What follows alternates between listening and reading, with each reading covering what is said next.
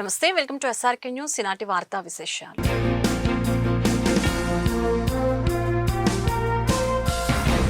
Petrol diesel ధరల పెంపుని నిరసిస్తూ YCP గుంటూరులో ఆందోళన చేపట్టింది. మాజీ మంత్రి అంబటి రాంబాబు, పార్టీ నగర అధ్యక్షురాలు నూరి ఫాతిమా తదితరులు నగరంపాలెం నుంచి కలెక్టరేట్ వరకు సోమవారం స్వయంగా రిక్షా తొక్కి నిరసన వ్యక్తం చేశారు. ఈ సందర్భంగా అంబటితో పాటు నూరి ఫాతిమా మీడియాతో మాట్లాడారు. ఎన్నికల హామీలను ప్రభుత్వం విస్మరించిందని మండిపడ్డారు. అభివృద్ధి కూటమితోనే సాధ్యమని దప్పుకొట్టుకున్నారని, అన్ని రాష్ట్రాల కన్నా పెట్రోల్ డీజిల్ ధరలు మన రాష్ట్రంలో అత్యధికంగా ఉన్నాయని ఆగ్రహం వ్యక్తం చేశారు. పెంచిన పెట్రోల్ డీజిల్ ధరలు తగ్గించి ప్రజలకు అందుబాటులోకి తీసుకుని రావాలని డిమాండ్ చేశారు.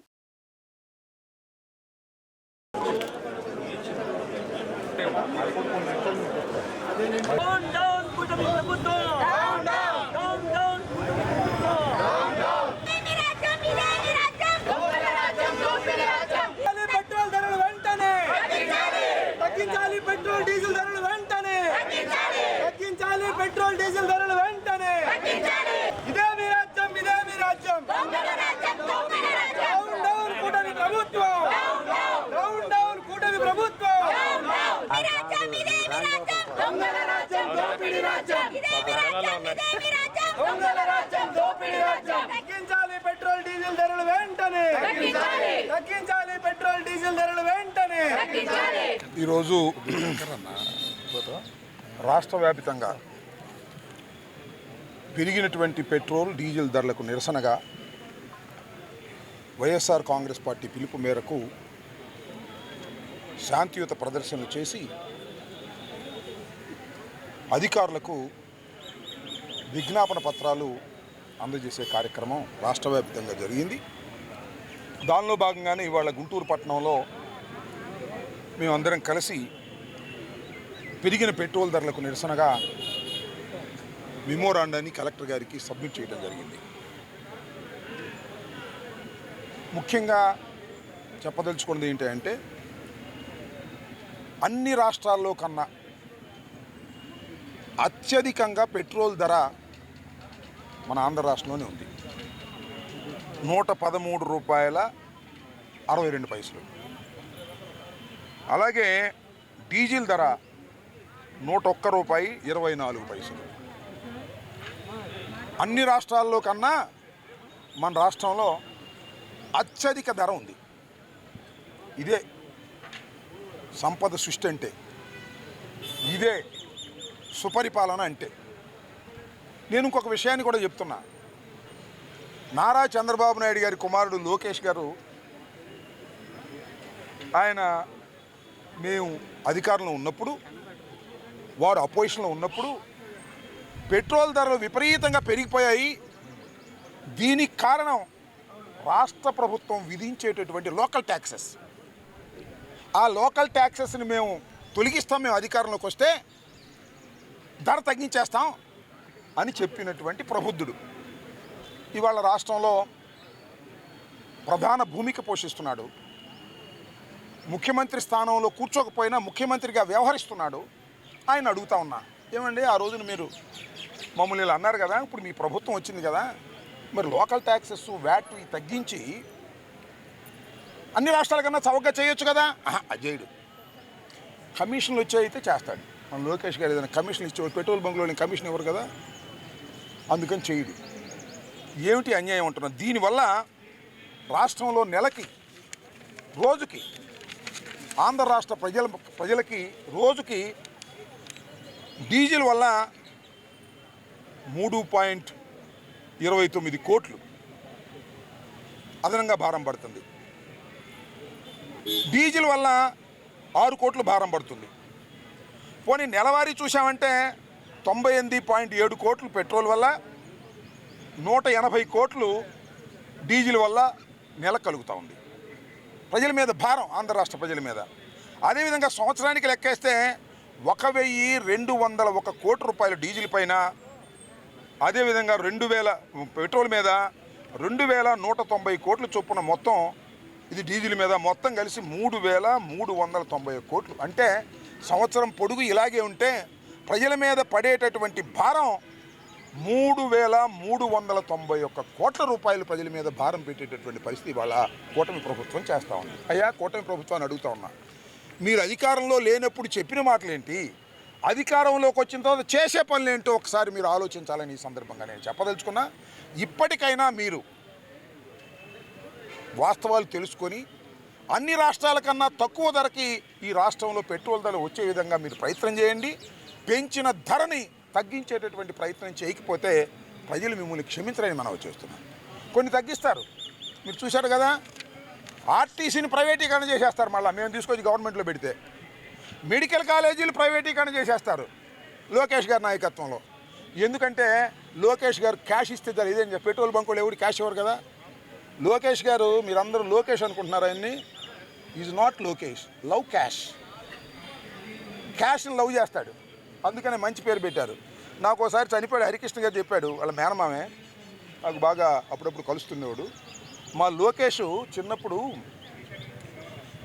దాన్ని ఏమంటారు, అన్నప్రసాదం రోజున అన్ని వరుసనే పెడతారు, కత్తి, పెన్ను, క్యాషు, వ్యవసాయ పనిముట్లు, ఏది పట్టుకుంటాడని. మా లోకేష్ మా మేన డైరెక్ట్గా వెళ్ళి క్యాష్ పట్టుకున్నాడండి. అందువల్ల మా Lokesh is loving cash, love cash. Cash ఉంటే ఏ పనైనా చేస్తాడు, మంగరీలో అయినా ఇంకో చోట అయినా. ఇలాంటి పెట్రోల్ ధరల మీద తగ్గించేట కార్యక్రమం మాత్రం చేయడు. అప్పుడు మేము అధికారంలో ఉన్నప్పుడు చూపించాడు, అన్నిటికన్నా రాష్ట్రంలో ఎక్కువగా ఉంది ధర, మేము వస్తే తగ్గించేస్తాం అని. ఇవాళ మాత్రం ఈ లవ్ క్యాష్ గారు వీటి మీద దృష్టి పెట్టుకోకుండా క్యాష్ వచ్చే చోట లవ్ చేస్తున్నాడు. ఇప్పటికైనా ఈ ప్రభుత్వం వాస్తవాలు గమనించి పెట్రోల్ ధరలను తగ్గించి సామాన్యుల మీద పడే భారాన్ని తగ్గించాలి. పెట్రోల్ ధర పెరిగితే డీజిల్ ధర పెరిగితే అన్నీ పెరుగుతాయి, రవాణా ఛార్జీలు అన్నీ పెరుగుతాయి, ప్రతి వస్తువు పెరిగిపోద్ది, ఎఫెక్ట్ అయిపోతుంది, సామాన్యుడు బతకలేని పరిస్థితికి వస్తుంది. తక్షణమే ఈ ప్రభుత్వం దాని మీద చర్య తీసుకోవాలని విజ్ఞప్తి చేస్తున్నాం. ఈరోజు ఈ రాష్ట్రంలో మీరు చూసుకుంటే అభివృద్ధి, సంక్షేమం అన్నిటికీ చంద్రబాబు నాయుడు గారు ఈ కూటమి ప్రభుత్వం వస్తేనే సాధ్యం అని చెప్పి మరి డప్పు కొట్టుకుంటున్న లోకేష్ అన్న ప్రతి చోట కూడా వెళ్ళి 2019 నుంచి 24 వరకు ఆయన పాదయాత్ర ఏదో తూతూ మంత్రంగా చేసిన పాదయాత్రలో ఆయన పెట్రోల్ డీజిల్ ధరలు చూపించారు. అదేవిధంగా ఈరోజు కూడా ఒక్కసారి వచ్చి బయటికి ఆ పెట్రోల్ డీజిల్ రేట్లు మీరు ఎలా పెంచారో ఒక్కసారి చూపించాల్సని చెప్పి మరి లోకేష్ అన్నను కోరుతున్నాము. అలాగే ఈరోజు రాష్ట్రంలో మీరు చూసుకుంటే పెట్రోల్ డీజిల్ ధరలు ఈ దేశంలో అన్నిటికంటే ఎక్కువగా మరి ఎక్కువ రేట్లు పెట్టి ప్రజల్ని ఇబ్బంది పెట్టడానికి చేయటానికి ఈ కూటమి ప్రభుత్వం ఈరోజు తీసుకొని వచ్చిన ధరల వల్ల సామాన్య ప్రజలు చాలా ఇబ్బంది పడుతున్నారు. వాళ్ళకి ఇబ్బందులు అవసరం లేదు, వాళ్ళకి కావాల్సింది ఏంటి అని అంటే అమరావతి డెవలప్మెంట్ అనే పేరే. డెవలప్మెంట్ అంటే ఏదో నిజంగానే ఒకటి చేసి చూపించి ఇంకొకటి చేసే విధంగా కాదు.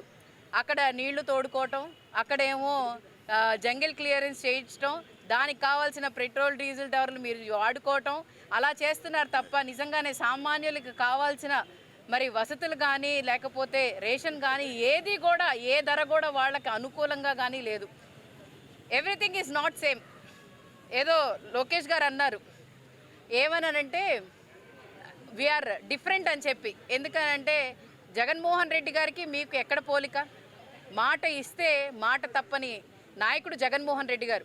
మీరు మాట మీద నిలబడలేని వ్యక్తులు మీరు అభివృద్ధి అని చెప్పి మరి ఏఐ వీడియో ద్వారా చూపిస్తారు. కానీ జగన్మోహన్ రెడ్డి గారు అభివృద్ధి అని అంటే రాష్ట్రం మొత్తం కూడా సమాంతరంగా అభివృద్ధి చెందాలి అని చెప్పి ఈరోజు పోర్ట్లే కాదు, మెడికల్ కాలేజ్లే కాదు, ప్రతి ఒక్కటి కూడా చూపించారు. కేంద్రం పెంచిన రేట్లకి మరి మీరు ఎందుకు స్టేట్లో అంత పెట్రోల్ డీజిల్ ధరలు ఎందుకు పెంచారో ఒక్కసారి మీరు ఆలోచన చేయండి. ప్రజలకి అందుబాటులో ఉండే విధంగా చూడాలి తప్ప ప్రజల్ని ఇబ్బంది పెట్టే విధంగా. ఎందుకంటే మీరు చెప్పిన సంక్షేమ పథకాలు ఎక్కడా కూడా అందలేదు. వాళ్ళు ఎంత ఇబ్బంది పడుతున్నారో ప్రతి ఒక్కళ్ళకి కూడా తెలుసు. కానీ దాన్ని కూడా దృష్టిలో పెట్టుకోకుండా చేయకుండా ఈరోజు వాళ్ళు సంపాదించుకునే దాంట్లో ఈరోజు పెట్రోల్ డీజిల్ ధరలు పెంచుకుంటా పోతే సామాన్యులు ఎలా బతుకుతారు, ఎలా తింటారు, ఎలా ఉంటారు అని చెప్పి మీరు ఆలోచన చేయట్లేదు. రాష్ట్ర ప్రభుత్వం ఆర్టీసీని నిర్వీర్యం చేస్తుందని ఉద్యోగులు వాపోతున్నారు. ఎలక్ట్రికల్ బస్సుల కొనుగోలు పేరుతో అనేక డిపోలను ఎత్తివేస్తున్నారని ఆందోళన వ్యక్తం చేశారు. ఈ మేరకు సోమవారం కలెక్టర్ పీజీఆర్ఎస్ లో వినతి పత్రాన్ని అందజేశారు. గత ప్రభుత్వం తమను ప్రభుత్వ ఉద్యోగులుగా గుర్తించినప్పటికీ ఆ ఆనందం ఎక్కువ రోజులు మిగల్లేదని అన్నారు. స్త్రీశక్తి పథకం మహిళల కోసం ప్రవేశపెట్టినప్పటికీ ఉద్యోగులు అనేక ఇబ్బందులు ఎదుర్కొంటున్నారని చెప్పారు. రిక్రూట్మెంట్ లేని కారణంగా సిబ్బంది కొరతతో పేరుతో మనోవేదనకు గురవుతున్నారని పేర్కొన్నారు. ఎలక్ట్రికల్ బస్సుల కొనుగోలు పేరుతో సంస్థల ప్రైవేటీకరణ చేస్తున్నారని తెలిపారు. ఈ ప్రక్రియను వెంటనే విరమించుకోవాలని డిమాండ్ చేశారు.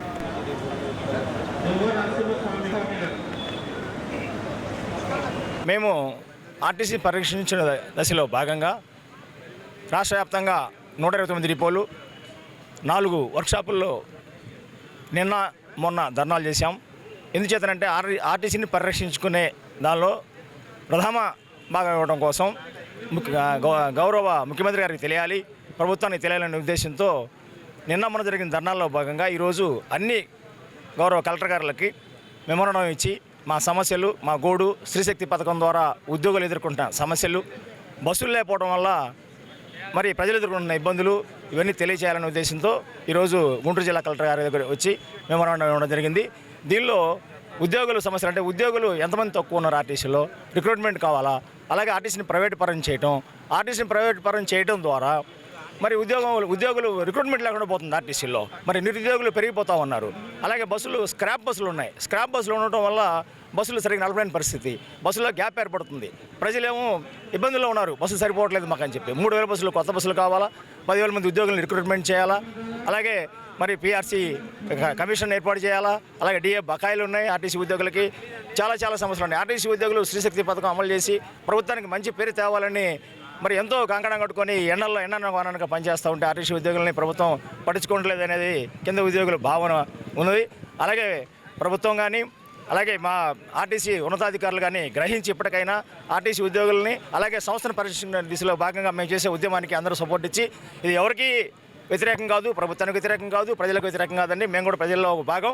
మమ్మల్ని కూడా మీ కుటుంబ సభ్యులుగా స్వీకరించి మా బాధల్లో గోడుని ఆలకించి మా విన్నపాన్ని పరిశీలించవలసిందిగా కోరుతా ఉన్నాం. హోటల్ రంగాన్ని పరిశ్రమగా గుర్తించి రాయితీలు కల్పించాలని hotels and allied institutions welfare association ప్రతినిధులు డిమాండ్ చేశారు.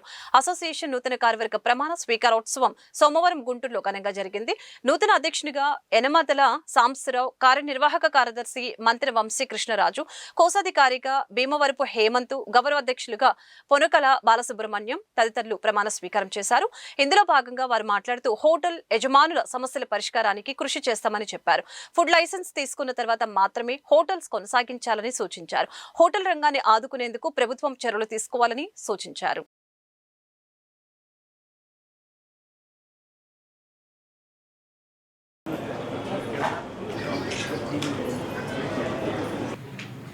తర్వాత మన జిల్లా అధ్యక్షులు సాంబశివరావు గారు, ట్రెజరర్ వంశీకృష్ణ గారు, ట్రెజరర్ హేమంత్ గారు కూడా అసోసియేషన్ జిల్లా ప్రాతినిధ్యం వహించడానికి నియమించుకోవడం జరిగింది. మాకు ఈ అసోసియేషన్ అనేది ఈ సంఘటన ఏది ఎందుకంటే మాకున్న సమస్యలని పరిష్కరించుకోవటం ఏదైనా కొత్త వాళ్ళని మళ్ళీ మెంబర్షిప్ జాయిన్ చేసేసుకొని అవగాహన కల్పించుకోవడానికి ఎక్కువ ప్రాధాన్యత ఇవ్వడం జరుగుతుంది.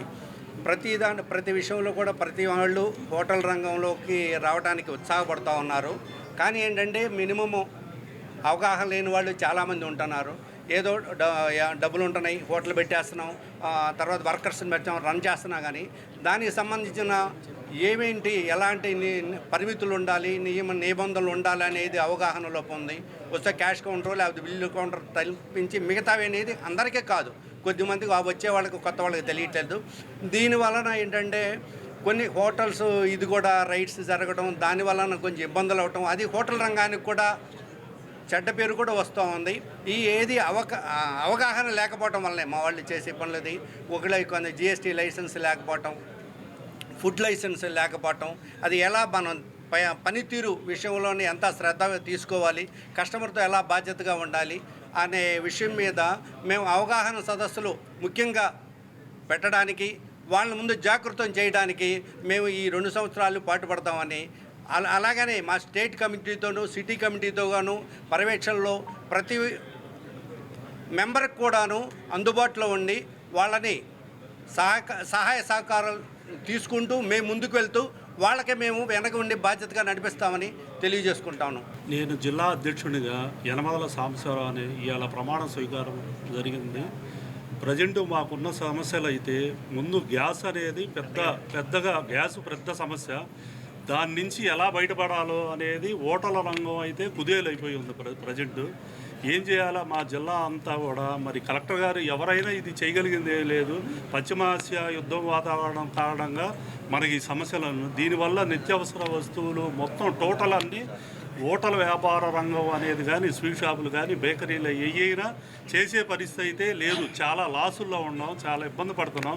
అందరూ మాకు ఏ డిపార్ట్మెంట్ వాళ్ళైనా మాకు సహకరించి మమ్మల్ని అందరినీ ఆదుకుంటారని మేము విన్నవించుకుంటున్నాం. వాళ్ళకి చాలా ఇబ్బందులు, ఇది ఎప్పుడూ రాలా, ఇది మరో కరోనా తర్వాత ఇది ఒక విపత్తు. దీన్ని ఏ డిపార్ట్మెంట్లు కూడా అందరూ మాకు సహాయం చేసి మేము అవసరమైతే సీఎం గారి దగ్గరికి వెళ్ళిన స్టేట్ అసోసియేషన్ మేము వెళ్ళి ఏదో ఒక విధంగా దీన్ని మా మీద దాడులు కానీ ఇంకోటి ఇబ్బంది అంటే దాడులు అంటే వాళ్ళు ఏం మన భయమని కాదు, వాళ్ళు కట్టమంటారు ట్యాక్స్లు అన్నీ కరెక్టే వాళ్ళు చెప్పేది, కానీ కట్టే పరిస్థితిలో మనం లేవు.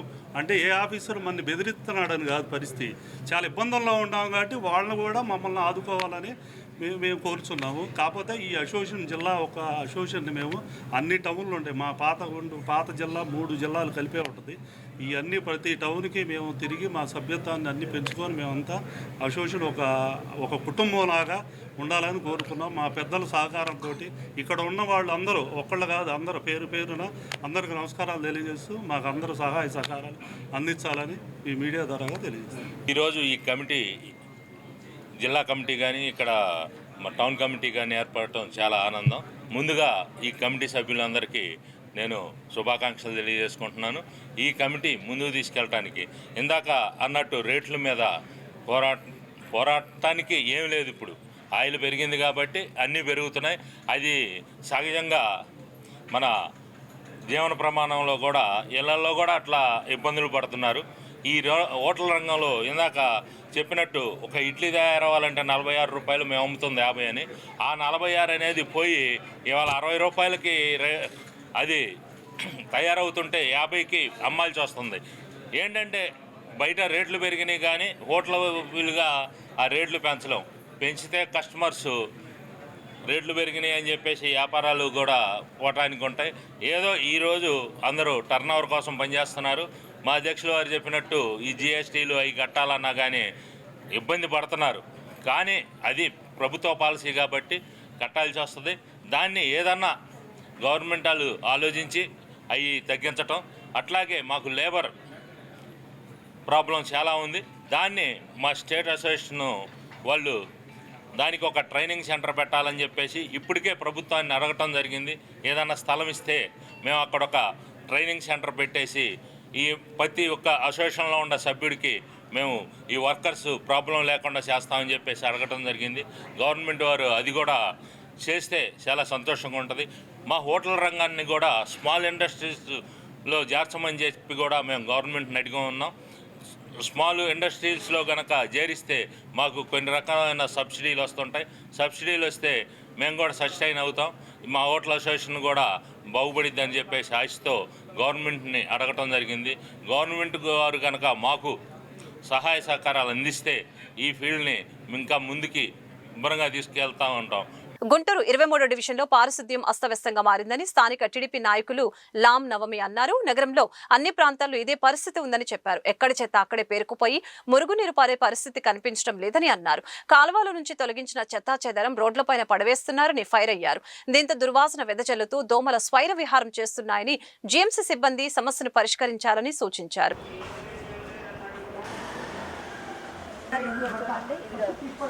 ఖాళీగా ఉందని డస్ట్ మొత్తం తెచ్చేస్తున్నారు. 10 రోజులు అవుతుంది వరకు తీయలేదు. వాళ్ళిద్దరూ తీసి అట్లా పక్కన పడేశారు. అయినా కూడా పట్టించుకునే నాదుడే లేదు. ఇంకా ఇది మొత్తం ఉంటారు. ఇక్కడ గత 3-4 నెలల నుంచి శానిటేషన్ చాలా ప్రాబ్లంగా ఉంది. కాలువలు తీయటం కానీ, డ్రైనేజీ వ్యవస్థ కానీ, వాటర్ కల్తీ అవుతుంది, పైపు లైన్ కానీ అంతా ఇబ్బందిగా ఉంది. ఒక నెల మొత్తం కూడా నేను మనీ ఇచ్చి నాకు వచ్చిన దాంట్లోనే నేను కొంచెం వేరే వర్కర్లను పెట్టి కాలువలు తీపించడం జరిగింది. ఇంకా ఆ తర్వాత కొత్త కమిషనర్ గారు, కొత్త కలెక్టర్ గారు వీళ్ళు వచ్చారు. వాళ్ళ దృష్టికి కూడా మేము తీసుకెళ్ళాము. ఆయన కూడా మమ్మల్ని పట్టించుకునే నాదుడు లేదు. ఇక్కడ ఈ 23వ డివిజన్ పరిధిలో ప్రభుత్వ కార్యాలయాలన్నీ ఉన్నాయి. కోర్టు, కలెక్టర్ ఆఫీసు ఇవన్నీ ఉన్నాయి. నగరపాలక సంస్థ కూడా దగ్గరగా మా వార్డుకు దగ్గరలోనే ఉంది. ఇంత హడావుడిగా ఉన్న ఏరియాలో ఈ ఏరియాని పట్టించుకునే నాదుడే లేదు. పొలి శ్రీనివాసరావు గారు ఉన్నప్పుడు మాకు కష్టాలు తప్పలేదు. మళ్ళీ ఇప్పుడన్నా మా కోరికలు నెరవేరుతాయంటే ఇప్పుడు కూడా లేదు. మేము రోగాల బారిన పడి ఇప్పుడు చాలామంది ఈ వార్డులో ఈ బూత్లో వాళ్ళు హాస్పిటల్ పాలై ఉన్నారు. ఈ కాలువలు పూడికలు కానీ తీస్తే 10 రోజులు పడుతుంది. మేము కొత్తగా ఒక ఇన్స్పెక్టరు ఒక మేస్త్రి గారు అని వచ్చారు శానిటేషన్ గురించి. ఒక సచివాలయం సిబ్బంది మేడం ఉన్నారు, ప్రసన్న మేడం. వాళ్ళ పరిధిలో వాళ్ళు కష్టపడుతున్నారు, కానీ సిబ్బంది లేరు. 2 మహిళలను పెడుతున్నారు. వాళ్ళు బూత్ ఈ బజార్లన్నీ చేయాలంటే కష్టంగా ఉంటుంది. దయచేసి సిబ్బందిని కూడా పెంచండి. వాళ్ళకి పెడితే మాకు ఇబ్బంది లేకుండా ఉంటుంది. దోమలు వీటి వల్ల ప్రాణ నష్టం జరిగే అవకాశం కూడా ఉంది. వ్యాధి నిరోధక శక్తి ఎక్కువగా ప్రబలటం వల్ల ఆ వ్యాధి నిరోధక శక్తి ఎదుర్కొనేది ఒంట్లో ఉండదు. పనులు చేసుకొని వస్తారు, కూలి పనులకు వెళ్ళే వాళ్ళు. దయచేసి ఇవన్నీ పట్టించుకుంటే బాగుంటుందని ఉద్దేశం. ఇంకొకటి ముఖ్యమైన విషయం, అసాంఘిక కార్యకలాపాలు జరుగుతూ ఉన్నాయి. దాని గురించి మేము గతంలో 2 months క్రితం డ్రగ్స్ గురించి మేము ఒక అవగాహన సదస్సు పెట్టాము. నగరంపాలెం సిఐ గారిని, ఎస్ఐలను పిలిపించి ఆ సమయంలో కూడా అందరూ విన్నారు బాగానే. మళ్ళీ కొత్తగా బ్యాచులర్స్ రావటం, మళ్ళీ వాళ్ళ కార్యకలాపాలు వాళ్ళు చేసుకోవటం, మంచిగా చదువుకునే పిల్లలు డిస్టర్బ్ అవుతున్నారు. సంసారాలు మధ్యలో, నివాసాల మధ్యలో, కుటుంబాల మధ్యలో ఇలాంటివి జరగటం చాలా ఇబ్బందిగా ఉంటుంది. మరి దీని మీద కూడా ఎస్పీ గారు చర్య తీసుకోవాలని నేను కోరుతున్నాను. అంజుమన్ ఆస్తుల రక్షణకు ఎంతటి త్యాగానికైనా సిద్ధమని వైసీపీ నగర అధ్యక్షురాలు నూరి ఫాతిమా స్పష్టం చేశారు. మంగళగిరిలోని వక్ఫ్ భూములు డెవలప్మెంట్ కి ఇచ్చే ప్రక్రియపై కలెక్టర్ కార్యాలయంలో సోమవారం అభిప్రాయ సేకరణ జరిగింది. అధికార పార్టీ నాయకులతో పాటు నూరి ఫాతిమా ఈ సమావేశంలో పాల్గొన్నారు. సమావేశం ముగిసిన అనంతరం నూరి ఫాతిమా మీడియాతో మాట్లాడారు. మైనారిటీల భూములను మైనారిటీల సంక్షేమం, అభివృద్ధి కోసమే వినియోగించాలని చెప్పారు. అమరావతిలో ఇప్పటికీ ఎలాంటి అభివృద్ధి జరగలేదని ఆరోపించారు. ఈ తరుణంలో అంజుమన్ భూములు తీసుకోవడం దుర్మార్గమని ధ్వజమెత్తారు. కలెక్టర్ గారిని రిగార్డింగ్ అంజుమన్ ఇస్లామియా ప్రాపర్టీ గురించి మాట్లాడడానికి ఈరోజు దాదాపుగా ఒక 50 మందిని పిలవటం జరిగింది. సో ముఖ్య ఉద్దేశం, వాళ్ళు ఏదో మైండ్లో ఒకటి ఫిక్స్ అయిపోయారు. ఆ ఫిక్స్ అయిన దాన్ని మాలో ఇంజెక్ట్ చేద్దామని చెప్పి ఉద్దేశంతో మరి ఈరోజు పిలవటం జరిగింది. ఎమ్మెల్యే గారు అలాగే కలెక్టర్ గారు. ఏం చేస్తారు కలెక్టర్ గారు, కింద స్థాయిలో నాయకులు కానీ లేకపోతే వాళ్ళ టీడీపీ వాళ్ళు ఎమ్మెల్యేలు ఏం చెప్తే అదే నడుచుకుంటారు.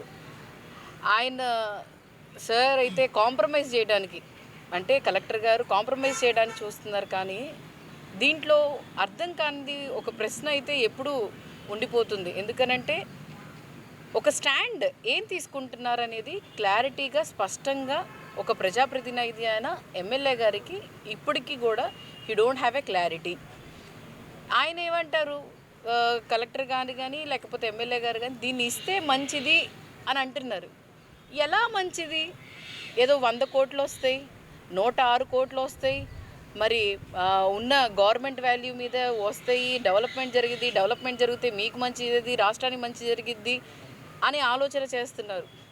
కానీ అక్కడ మంచి జరిగేది మంచిదే కాదనట్లేదు. అమరావతి రాజధాని డెవలప్మెంట్ అవ్వాలి, దానికోసం ఇవ్వాలి, భూములు ఇచ్చారు, అంతా బాగానే ఉంది. దాదాపుగా 2 సంవత్సరాలు పూర్తవుతుంది గవర్నమెంట్ ఫామ్ అయ్యి. ఇప్పుడు దాకా కూడా అమరావతిలో ఎటువంటి డెవలప్మెంట్ కూడా ఏమీ జరగలేదు. ముందు అమరావతి రాజధాని మీద నమ్మకం, భరోసా ప్రజలకి పోయింది. దాని తర్వాత ఇప్పుడు వీళ్ళు ల్యాండ్ ఎక్వైజేషన్ అని చెప్పి తీసుకొని వచ్చి దీన్ని ఏదో డెవలప్మెంట్ కోసం చేస్తున్నాము, డెవలప్మెంట్ కోసం ఇవ్వండి, చెయ్యండి. మైనార్టీ, నాకు అర్థం కానిది ఏంటంటే మైనార్టీ భూములు ఒక్కటేనా కావాలి? పక్కన అగ్రిగోల్డ్ భూములు ఉన్నాయిగా, దాన్ని తీసుకోవచ్చుగా, దాన్ని డెవలప్ చేయొచ్చు కదా. ఎందుకు దాని మీద వెళ్లకుండా పర్టికులర్గా మైనార్టీ భూమి కోసం ఎందుకు వెళ్తున్నారు? అంటే ఎమ్మెల్యే గారు అప్పనంగా, ఎమ్మెల్యే గారు కానీ ఆయనే మరి అంజుమన్ ఇస్లామియాకి సంబంధించిన ప్రెసిడెంట్ ఉన్నారు కాబట్టి ఈజీగా తీసుకోవచ్చు, దాన్ని మేము ఈజీగా కాస్ట్ చేయొచ్చు.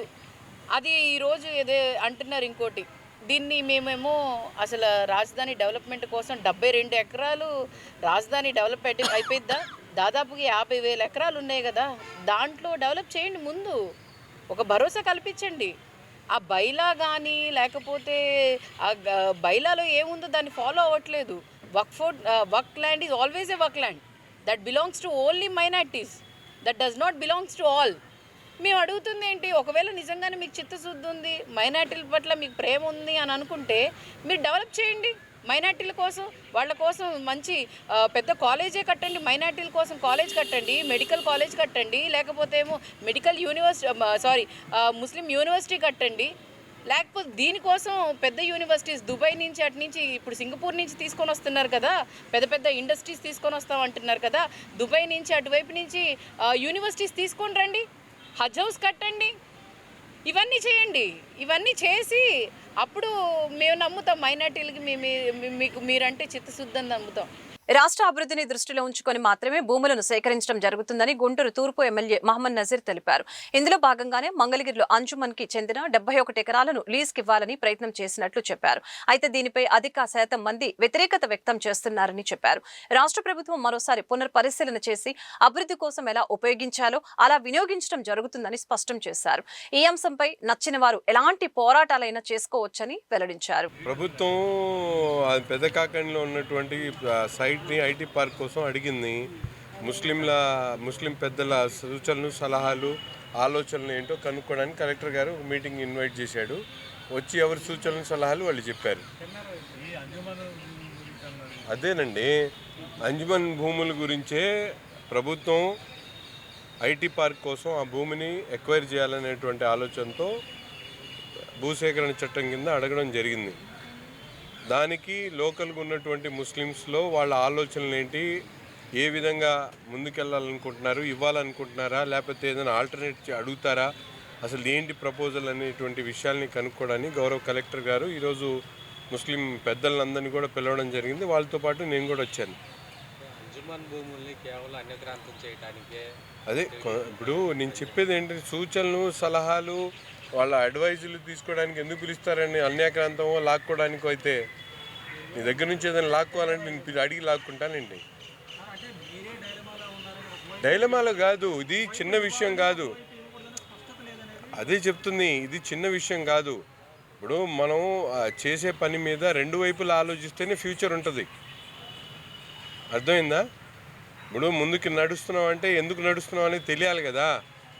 తెలియకుండా ఎవరు అమాయకులను పట్టుకుని నడిస్తే అంతే ఉంటుంది.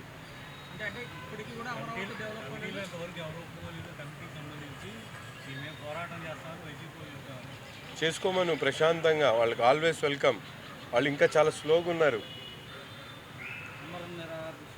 అసలు ఎప్పుడైనా చేసుకోవచ్చు, ఇబ్బంది లేదు. ఇప్పుడు మధ్యాహ్నం నుంచి మొదలుపెట్టి సాయంత్రం నేను చేయొద్దని చెప్పట్లేదమ్మా. వచ్చి సూచనలు, సలహాలని అమలు తీసేస్తారంటారండి. మీకు అడిగింది ఎందుకు పిలిచి, ఈరోజు వైసీపీ వాళ్ళని ఎవరైనా పిలుస్తారా? ఎందుకు పిలిచాం ఏమా మీరు చెప్పండి సార్. కాదు, వాళ్ళని పిలిచి అంత గౌరవించుకొని కూర్చోబెట్టుకోవాల్సిన అవసరం ఏంటి? ప్రభుత్వం లాక్కోవాలనుకుంటే అంత అవసరం, కనీసం జ్ఞానం ఉండాలి కదా. ఈ వార్తలు ఇంతటితో సమాప్తం. మరొక బులెటిన్ మళ్ళీ కలుద్దాం. నమస్కారం.